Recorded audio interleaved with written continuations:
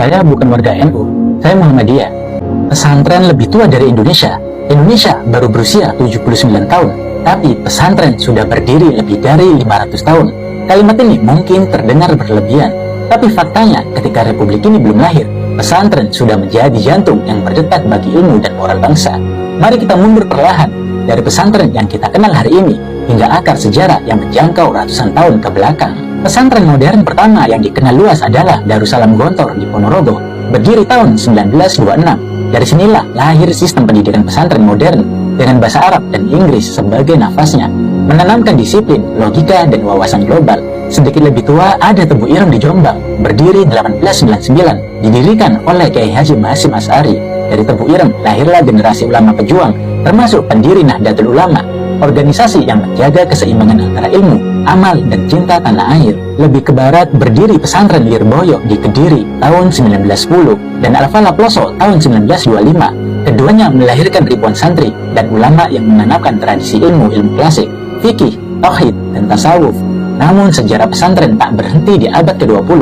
Kita bergerak ke masa yang lebih dalam. Remas Pacitan lahir 1830, Buntut Cirebon 1750, dan Sidogiri Pasuruan 1718. Pesantren yang menjadi benteng ilmu sekaligus benteng perjuangan rakyat saat penjajahan.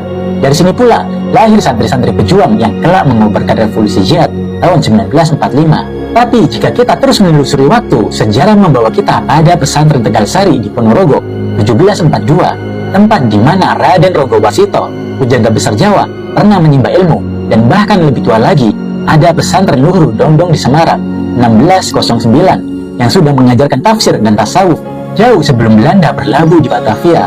Namun semua itu berakar pada satu nama yang hampir terlupakan, pesantren Al-Kahfi Somalangu di Kebumen, berdiri tahun 1475, lebih dari 500 tahun yang lalu.